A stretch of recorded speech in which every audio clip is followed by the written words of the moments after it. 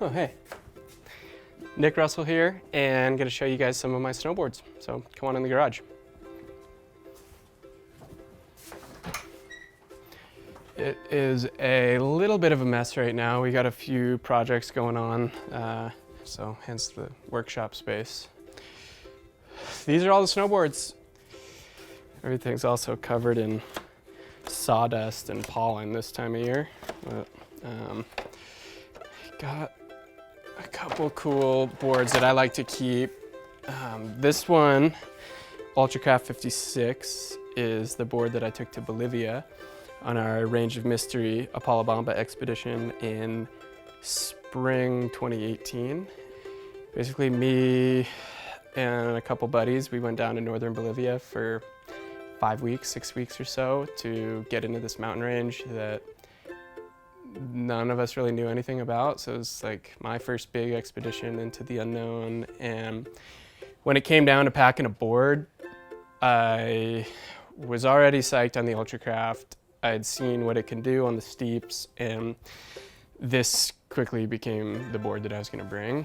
And you know, at first I was a little hesitant on bringing this as my one board, so I actually brought a backup Ultracraft 56 that I carried out to base camp like 9 miles and didn't even have to set it up because this thing handled so well, and I still ride this thing throughout the year.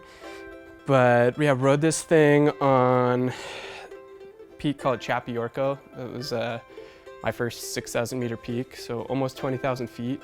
And then on the Puma Spines, our last day of the trip. And yeah, this thing holds a lot of cool memories to me. I'm a big fan of this board. Speaking of the hover, this board, as you can tell from the top sheet, it's pretty beat up from slapping my pole against it to get snow off it.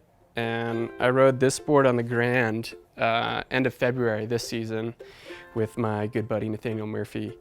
And if it's not so much like fall line charging, I'll use this board just because it's that much more nimble. This is a very, very special board to me, my Petran board from Turkey. And you know, about 5 years ago, I went out to Turkey with my buddy Alex Yoder to this small village called Petran. And we had heard rumors of these locals that rode these wooden boards that are super primitive. You know, I'd seen a video in it's like an old Absinthe movie, and after I saw that, I was like, we need to go to Turkey and figure out what's up with these boards. And so we went to the village and met this guy, Hazir, who is kind of like the kingpin in Petran of riding these boards. And this is a handmade board from Hazir. I traded him a mountain surfer for this thing and got to walk home with this custom board. And in the right snow, it's surprisingly really easy to ride and powder and not as hard as you would think. And this thing is so cool. I'll usually bust this out like on the driveway, neighborhood pow surfing missions once or twice a year, but it has a little crack right here, so it's starting to go. I need to do a little repair work because I'm worried it's gonna snap. And this is probably like the most special, unique board I have. You know, I don't know how many there are. This is obviously a custom made board, and we got Hazir's signature right there, the shaper, so it's pretty sweet. Let's see what we got in here. Oh yeah, the Love board. This is a Burton Love 155 that I got from Keegan Valeka years ago, and this was kind of one of the last boards I rode when I was kind of still jumping and doing all that stuff. And I remember taking this board to Super Park, and Andrew Miller and I ended up on this nighttime hip session, and I was riding this board, and we got a couple cool photos that that I still have today. But this thing was playable. I probably had such a wide stance on here compared to normal. I like 4 inches wider than what I ride now.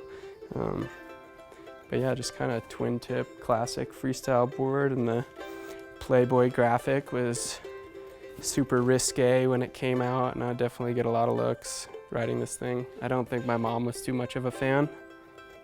Hang this one on the wall eventually. And then on the Lone Wolf, when we got to ride the first protos that got made, this isn't it, but this is, you know, obviously what it evolved into.